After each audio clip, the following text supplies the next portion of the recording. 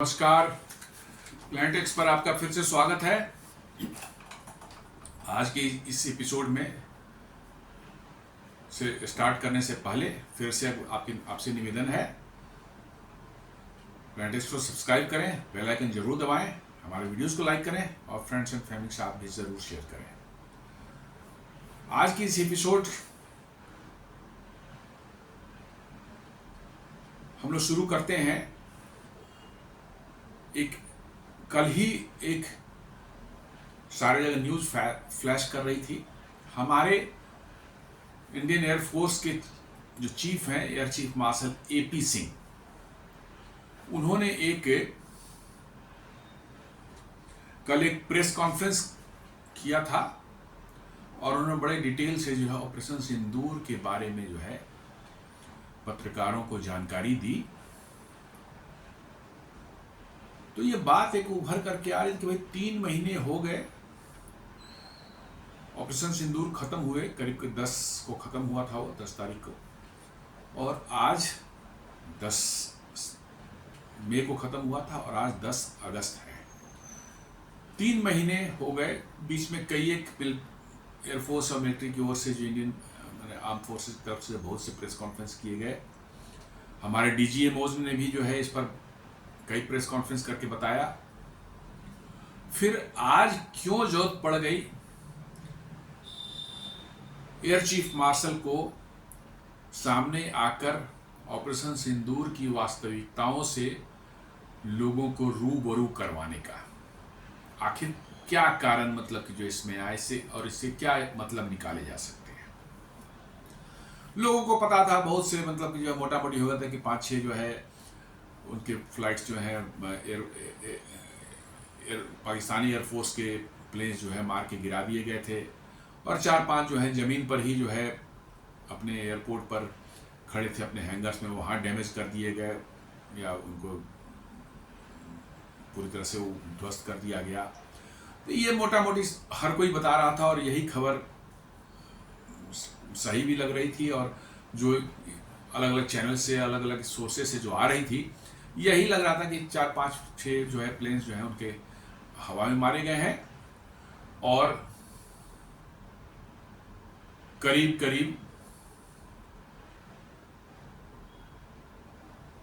4-5 जो है वो जमीन पर, जो 5-6 जो है जमीन पर भी जो उनके डिस्ट्रॉय हुए हैं। देन उनके करीब 9 या 10 या 11 शायद परहैप्स 11 उनके प्रमुख एयरफोर्स के एयर बेसेस जो हैं उनको बुरी तरह से डैमेज किया गया। तो ये करीब करीब मैटर सेटल हो गया था और पाकिस्तान एक्सेप्ट करे चाहे नहीं करे, बट गाहे बगाहे उनके भी डिफरेंट चैनल्स ने इन बातों को कहीं न कहीं कंफर्म किया और जो वीडियोस निकल करके आई और साथ में जो है पहली फर्स्ट राउंड में 6-7 के रात को जो है जो 9 जगहों पर उनके टेररिस्ट के बड़े बड़े हेडक्वार्टर्स थे। बहावलपुर में जो है जैश-ए मोहम्मद का जो है हेडक्वार्टर था, मुरीदके में लश्कर-ए-तोयबा का था और उसके अलावा जो है उधर POK एरिया में जो है इसका हिजबुल मुजाहिदीन का था और इसके अलावा और भी बहुत से बड़े बड़े ट्रेनिंग कैंप और उनके हेडक्वार्टर्स जो है उनको जो अटैक किया था। ये सब बातें वीडियोस में पाकिस्तान के तरफ से ही उनके वहाँ के लोगों ने वीडियोस बना करके सोशल मीडिया पर डाला था और गाहे बगाहे जो है वहाँ के चैनल्स भी इनको दबी जुबान से या इनडायरेक्ट वे में इसको बोलते रहे हैं। तो ये मोटा मोटी जो है ये क्लियर हो गया था कि पाकिस्तान को कितनी डैमेज पड़ी हुई, कितनी मार पड़ी और क्यों पाकिस्तान इतनी जल्दी घुटनों पर आकर के आपसे सीज फायर की डिमांड करने लगा। आप देखेंगे उसमें उन्होंने क्या एक हिंट दिया है। उन्होंने कहा कि 5 प्लेन जो है हवा में मारे गए पाकिस्तान के और 5 जो है एयर डिफेंस सिस्टम से मारे गए। Mind it, air defence system, ground based air defence system से मारे गए और उनको ये हमारे हवाई जहाज जो है ऊपर जो हवा में उड़े थे उन्होंने शूट डाउन नहीं किया। एयर डिफेंस सिस्टम से मारे गए, और वो सभी के सभी एज पर AP सिंह साहब ने, जो हमारे एयर चीफ मार्शल ने जो इंटरव्यू दिया, इंटरव्यू नहीं, प्रेस कॉन्फ्रेंस की, वो सभी के सभी जो है रसिया के S-400 सिस्टम से मारे गए, क्योंकि लॉन्ग डिस्टेंस में ही मार के गिरा दिया गया उनको। भारत की सीमा में पहुंचते तब तो हमारे आकाश और MR सैम वगैरह जो हैं ये काम करते और उनको मार के गिराते, लेकिन वो लॉन्ग डिस्टेंस में ही पाकिस्तान की सीमा के बहुत अंदर जब थे तभी उनको मार के गिरा दिया गया। और एक उसमें यह भी है कि एक एयरक्राफ्ट जो उनका J-10 या F-16 परहैप्स J-10 की बात किया, सर J-10 ही की बात किया, जो सरगोधा के एयरपोर्ट, सरगोधा कम से कम जो हमारे बॉर्डर से 200 किलोमीटर दूर है, कम से कम मैं बोल रहा हूं एरियल डिस्टेंस जो है, और हमारे कहां लगे हुए थे, बॉर्डर से 100 किलोमीटर अंदर लगे थे, आदमपुर के आसपास हमारा जो है आदमपुर बेस पर हमारा S-400 लगा हुआ था, और करीब करीब डिस्टेंस जो है 300 किलोमीटर हो जाती है, उसको 300 से थोड़ा कम होगा, 300 से कम होगा सरगोधा, हाँ सरगोधा जो है करीब करीब 200 के से थोड़ा सा कम होना चाहिए, ठीक है। उसको उड़ते ही मार के गिरा दिया उन्होंने, हमारे S-400 ने। एक उनका अवाक सिस्टम AEW&C जिसको बोलते हैं airborne early warning and control, वो पेशावर के आसपास एक एरिया है, वहीं पर जो है करीब 315 किलोमीटर एरियल डिस्टेंस हमारे S-400 जहां लगा हुआ था, वहां से जो है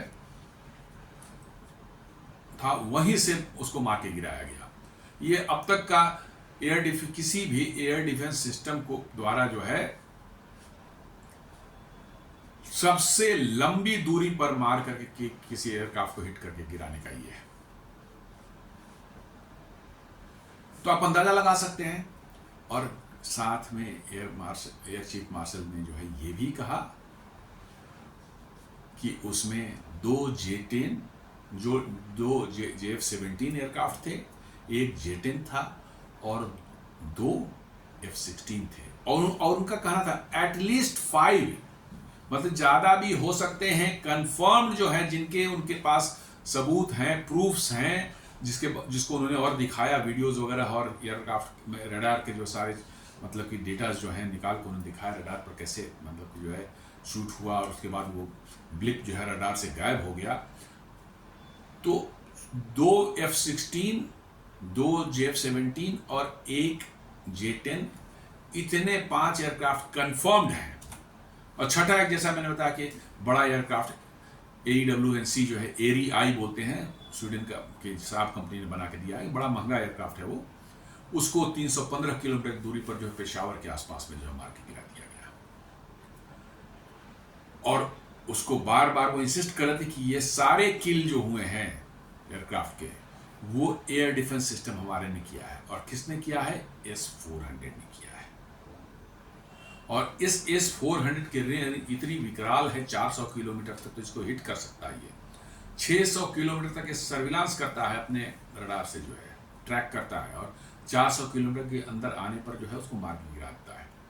इसके पीछे क्या आपको कोई एक जियोपॉलिटिकल मैसेज नहीं छुपा हुआ दिख रहा है? अमेरिका के बहुत ही प्रतिष्ठित, बड़े जाना माना जो एक ब्रांड है, फ्लैगशिप प्रोजेक्ट कह सकते हैं उनका, उससे ज्यादा दुनिया में कोई दूसरा लड़ाकू हवाई जहाज नहीं बना आज तक। करीब करीब 4,500 यूनिट्स इसके बन चुके हैं और दुनिया के 25-30 देशों द्वारा इस्तेमाल किए जाते हैं। कैपेबल एयरक्राफ्ट है, देयर इज नो, उसमें उस पर शक नहीं किया जा सकता, काफ़ी कैपेबल एयरक्राफ्ट है, और बड़ा ही मैंने इसका अभी भी जलवा है दुनिया के एयरफोर्स में, और अभी भी बन रहा है। अभी भी एयरक्राफ्ट जो इनके एडवांस वर्जन जो हैं, ब्लॉक 70 जो है वो बन रहे हैं, और वो एयरक्राफ्ट है F-16। और उसको मार के किसने गिराया? हमारा Russian made air S-400 system, जिसको हम भारत में सुदर्शन चक्र बोलते हैं। ये एक ऐसा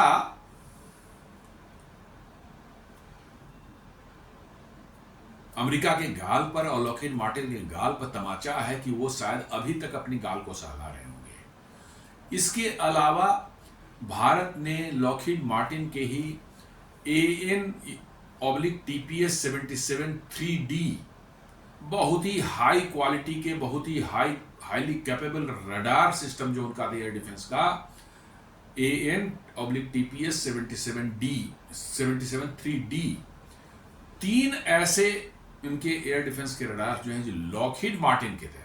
चाइना को छोड़ दीजिए, MQ-9 MQ-16 सब तो कितने गए, उसका छोड़ दीजिए। अमेरिका के बहुत ही हाईली कैपेबल रडार्स जो हैं AN/TPS 77 3D, इसको भी भारत के मिसाइलों ने जो है ध्वस्त किया। ये भी AP सिंह साहब ने बताया। तो इसके अंदर मैसेज क्या जा रहा है?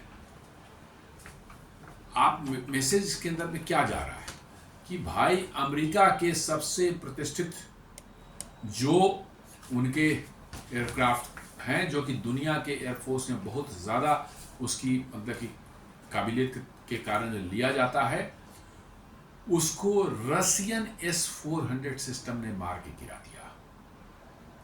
ये अमेरिका के गाल पर बहुत बड़ा और वहाँ के मिलिट्री इंडस्ट्रियल कॉम्प्लेक्स के गाल पर बहुत बड़ा तमाचा है। और ये ऐसे समय में क्यों 3 महीने बाद ये स्पेशली प्रेस कॉन्फ्रेंस करके एयर चीफ मार्शल ने ये कहा है? ये आज के जियोपॉलिटिकल संदर्भ में देखें तो अमेरिका के मिलिट्री इंडस्ट्रियल कॉम्प्लेक्स को डैमेज करने के, उसकी साख को गिराने के लिए जो है ये भारत द्वारा उठाया गया एक कदम लगता है। और अमेरिका की मिलिट्री इंडस्ट्रियल कॉम्प्लेक्स का माइट सिर्फ समझ लीजिए कि 2024 में उनका जो सिर्फ मिलिट्री हार्डवेयर का एक्सपोर्ट था, आप सुनकर दंग रह जाएंगे, ये $318 बिलियन का था। $318 बिलियन, ये सिर्फ एक्सपोर्ट है। अपने देश के लिए कितना बनाते होंगे आप समझ सकते हो। तो समझ लीजिए कितना जाइगेंटिक जो है इनका स्ट्रक्चर है और कितनी बड़ी लेवल पे इनका प्रोडक्शन होता है। और उस पर यदि अमेरिका को चोट पड़ जाए तो अमेरिका को बहुत ज़्यादा दर्द होगा। इनफैक्ट उस पर चोट पड़ने का मतलब है अमेरिका के नीचे जाने का सिलसिला जो है जारी शुरू हो जाएगा। और कल का जो ये है भारत के साथ जो जियोपॉलिटिकल टेंशंस चल रहे हैं अमेरिका के इस ट्रंप के टैरिफ को लेकर के, उसके बाद AP सिंह साहब द्वारा जो है ये प्रेस कॉन्फ्रेंस किया जाना और स्पेशली बोला जाना कि भाई उसमें 2 F-16 भी थे जो जमीन को मारे गए, वो भी ब्रह्मोस वगैरह से मारे गए हैं। उसको भी उन्होंने जिक्र किया है कि जमीन पर भी जो है ना ब्रह्मोस और स्टॉर्म शैडो, जिसको स्कैल्प बोलते हैं हम लोग, वो फ्रेंच मिसाइल है, उससे किया है। और ब्रह्मोस तो अपने देश की बनी हुई है, तो जमीन पर भी हुआ। बट जमीन पर तो कोई चीज़ खड़ी है, आप चलिए उसने मार दिया, उसमें एक अलग उस एयरक्राफ्ट की कैपेबिलिटी पर कोई शक नहीं कर सकता है।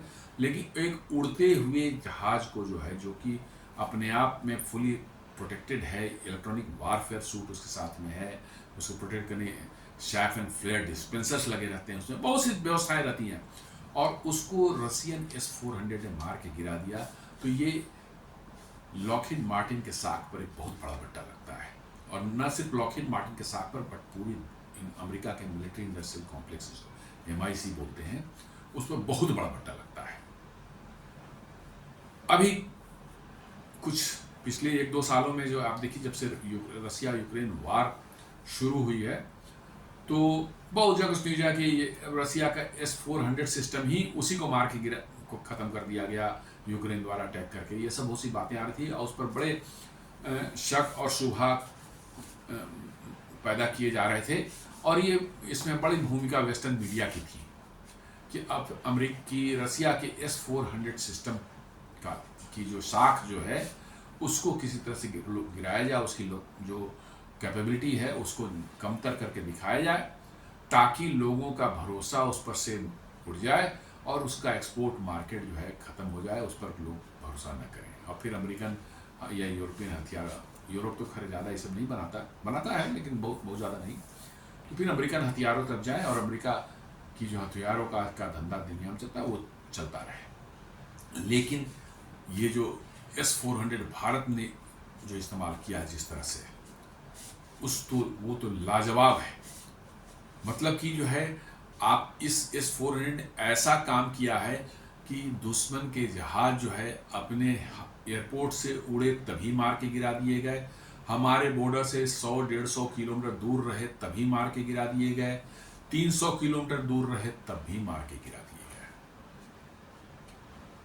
तो आप इमेजिन कीजिए कि उस S-400 की कैपेबिलिटी की या उसकी क्रेडिबिलिटी कितनी इससे बढ़ जाती है और कितना उसका रुतबा बढ़ जाता है इससे, आप इसी से अंदाजा लगा लिया। और इसी की चिंता वेस्टर्न मीडिया और अमेरिका को है। और मुझे लगता है कि कल की प्रेस कॉन्फ्रेंस जो है स्पेशली इसी पर्पज से शायद की गई थी, क्योंकि इंफॉर्मेशन इसमें कुछ भी नया नहीं था। इंफॉर्मेशन ये इट वाज वेल नोन। सिर्फ ये इंफॉर्मेशन पहली बार मैं भी जान रहा हूं कि ये सारे के सारे किल जो हैं हवा में जो किए गए और well with in the Pakistan boundary, वो सभी S-400 ने किए। हम लोग भी सोच रहे थे कि राफेल ने कुछ मारा होगा, कुछ Su-30 ने मारा होगा, लेकिन नहीं। इन लोगों ने राफेल ने स्टॉर्म शैडो या स्कैल्प मिसाइल जरूर चलाई थी। Su-30 MK ने ब्रह्मोस मिसाइलें बहुत सी दागी थी, जिससे कि पाकिस्तान में भयंकर तबाही हुई। लेकिन एयरक्राफ्ट जो उनके गिराए गए, हवा में जो एयरक्राफ्ट थे उनको मार के गिराए गए, वो सारा का सारा करिश्मा जो है S-400 ने किया है। क्योंकि हमारे जो अंदर वाले नीचे के लेयर के जो हमारे एयर डिफेंस सिस्टम थे, MR SAM, आकाश, इन लोगों ने भी जबरदस्त परफॉर्मेंस किया। मतलब शॉर्ट रेंज की मिसाइल्स को रोकने में, ड्रोन्स को रोकने में, मतलब कि जो है ड्रोन स्वैम्स को रोकने में बड़ा जबरदस्त काम किया, बहुत तगड़ा। मतलब जो है एक भी को भी अंदर नहीं घुसते, एक दो अंदर घुसी वो बॉर्डर पर ही मार गिरा दी। लेकिन हवाई जहाज जो उनके उड़े और पाकिस्तान के अंदर में ही 100-150 किलोमीटर पीछे वहीं पर मार के गिरा दिए गए।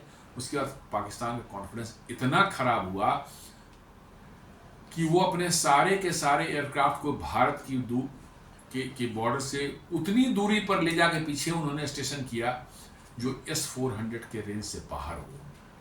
तो पाकिस्तान है ही कितना बड़ा, 300-400 किलोमीटर तो उसकी चौड़ाई ही है। ऊपर में नीचे में आके बलूचिस्तान जहां पर लगता है वहां पर थोड़ी सी चौड़ाई ज्यादा हो जाती, 300-400 किलोमीटर होगी।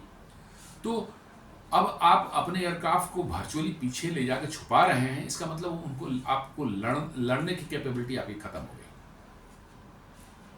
लड़ने की कैपेबिलिटी आपकी खत्म हो गई और आप वहीं मतलब कि जो उसके बाद खुला स्काई में एयर डिफेंस सिस्टम आपका जो है वो हमारे ड्रोन्स और मतलब कि जो है लॉयटरिंग म्यूनिशन ने खत्म कर दिया। चाइना के जो HQ-9 और HQ-16 वगैरह जो है वो सारे के सारे जो है मतलब बड़ी संख्या में जो है मार के खत्म कर दिए गए।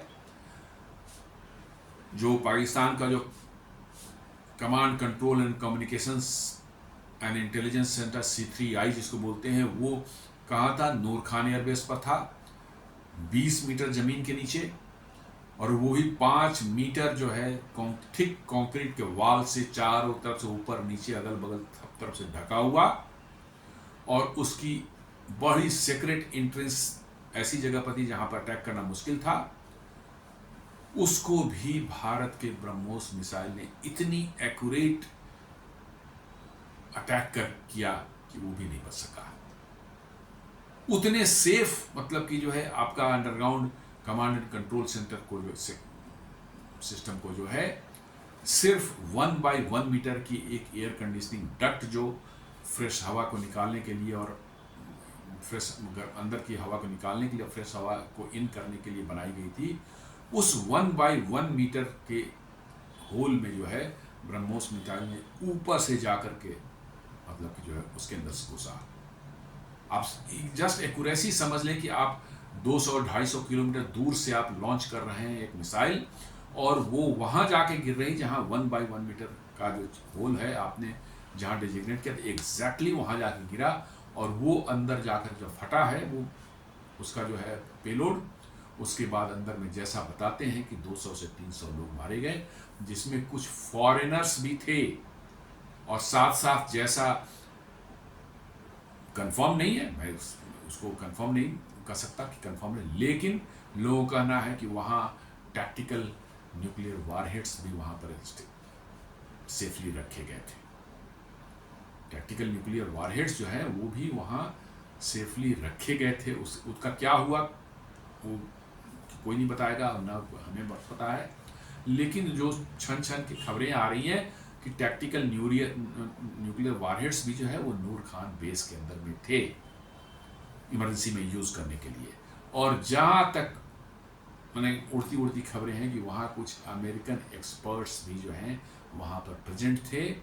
और क्योंकि बड़ी तादाद में F-16 अमेरिका इस्तेमाल करता है, बड़ी तादाद में अमेरिकन रडार डिफेंस सिस्टम इस्तेमाल करता है, और ये न्यूक्लियर वारहेड्स भी जैसा बताया जा रहा है ये अमेरिका के ही थे।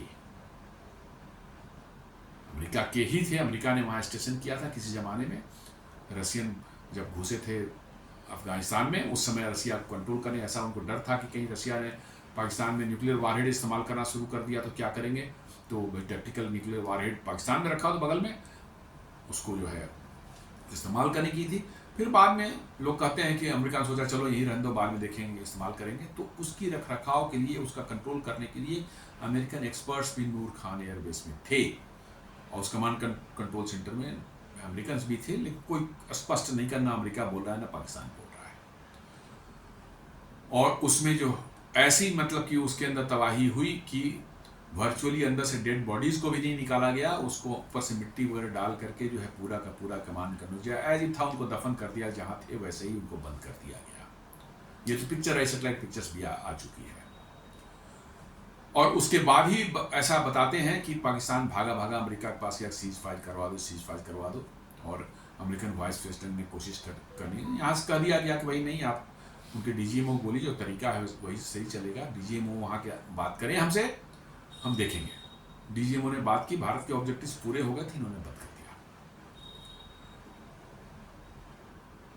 इसके साथ साथ आप देखें सरगोधा एयर, मतलब जहाँ पर वहाँ न्यूक्लियर स्टोरेज फैसिलिटी उनकी है पहाड़ियों के अंदर में, वो किराना हिल्स के अंदर में, उसके एंट्रेंस पर भी जो है ब्रह्मोस मिसाइल से एकदम बिल्कुल पिन पॉइंट करके वहाँ पर अटैक के दो मल्टीपल है वहाँ पर, लेकिन दो एंट्रेंस पर बिल्कुल पिन पॉइंट करके अटैक किया गया, जिससे उनको मैसेज मिल जाए कि भाई आपके न्यूक्लियर वारहेड अंदर में है तो वो भी खतरे में है।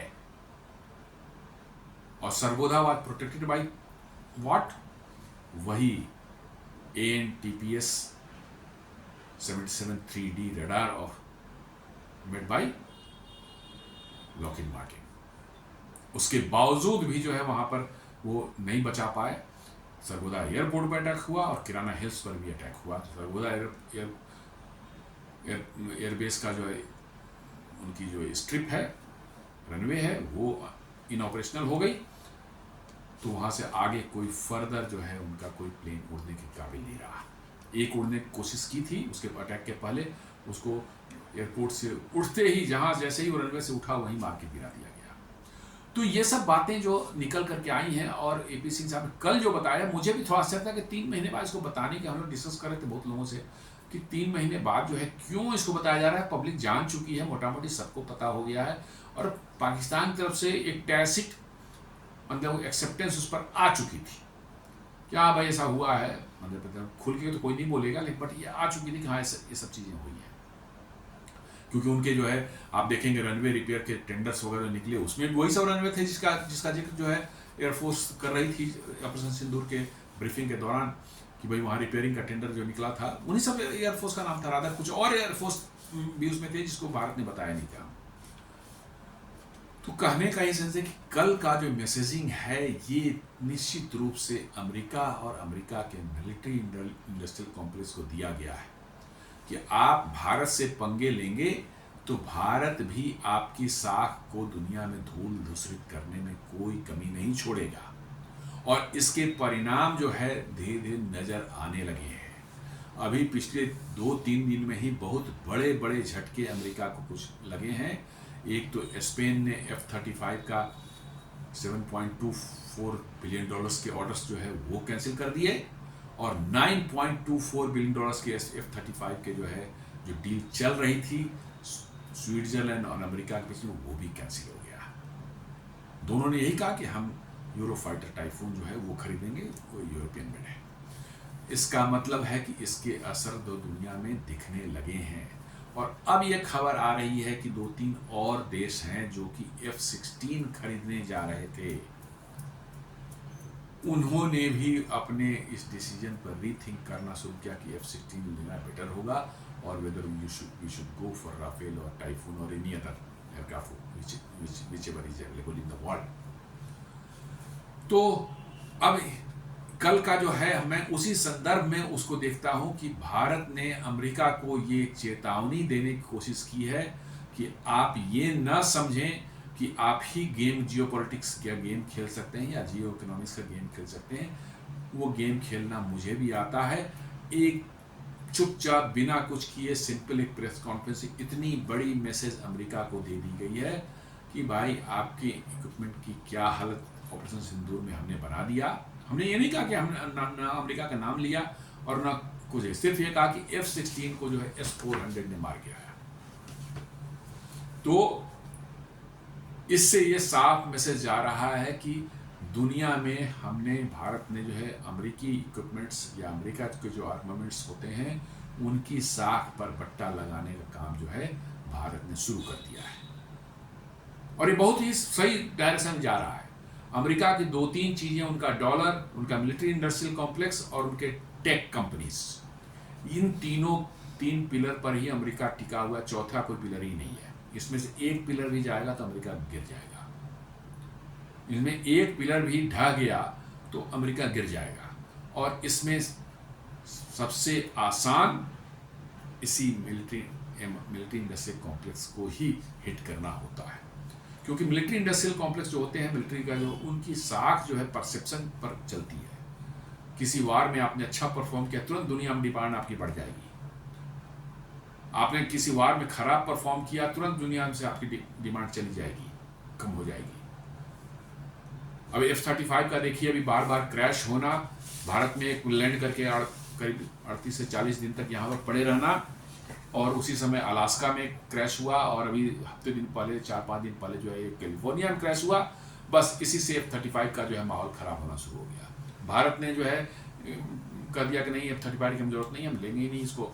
तुरंत जो है स्पेन का भी जो है आ गया कि नहीं हम भी नहीं लेंगे, और स्विट्जरलैंड का भी हुआ कि नहीं हम भी नहीं लेंगे। तो इन सब चीज़ों को बनते बिगड़ते देर नहीं लगती, किसी की इमेज खराब होते, खासकर आर्म्स की जो है देर नहीं लगती। 1-2 आपके फाइटर प्लाट्स, क्यों राफेल गिर गया, राफेल गिर गया, राफेल गिरा दिया, इस पर इतना इन्फेसिस दिया जा रहा था। राफेल एक प्रेस्टिजियस ब्रांड है फ्रांस का, और इसको प्रमोट कौन कर रहे थे? इसको प्रमोट कर रहे थे यूरो फाइटर्स मेकर जो हैं, यूके, जर्मनी, सब जो है उनकी मीडिया प्रमोट कर रही थी। क्यों? क्योंकि भारत फिर खरीदने वाला है MRCA टेंडर के अंदर में 114 एयरक्राफ्ट जो है, वो पहले से ही माहौल बना रहे हैं कि भाई मतलब राफेल तो गिरा के मार के गिरा दिया, राफेल में कोई दम नहीं है, हमारा खरीदो। मतलब राफेल को पहले से ही बदनाम करके उसकी क्रेडिबिलिटी जो है घटाने के लिए ये यूरोपियन और अमेरिकन मीडिया जो है ये प्ले कर रहे थे, और अमेरिका भी कर रहा था, F-35 को भी पिच कर रहा था। तो इसलिए जो है आपको इन सबों को उस कंटेक्स्ट में आप देखेंगे तो आपको लगेगा कि भारत में जो कल जो हुआ है उसका कोई पब्लिक के लिए कोई खास सिग्निफिकेंस नहीं है। पब्लिक वो चीज़ जान रही है, पब्लिक उससे कन्विंस हो चुकी है क्या हुआ, कैसे हुआ। ये बेसिकली एक अमेरिका के लिए मैसेजिंग था कि आप शांत हो जाओ, नहीं तो आपको भी अच्छी खासी डैमेज हो सकती है। तो दोस्तों ये छोटा सा विश्लेषण था। कल हमारे air chief marshal AP Singh ने जो एक प्रेस कॉन्फ्रेंस की थी, हमने कोशिश की कि उसके क्या मायने हैं, उसके क्या जियोपॉलिटिकल मायने हैं, इसको समझने की कोशिश की। उम्मीद करता हूँ ये वीडियो आपको पसंद आया होगा। आपसे रिक्वेस्ट है कि वीडियो को लाइक करें, अपने फ्रेंड्स एंड फैमिली के साथ शेयर करें, हमारे चैनल को सब्सक्राइब करें और बेल आइकन दबाना बिल्कुल नहीं भूलें। धन्यवाद।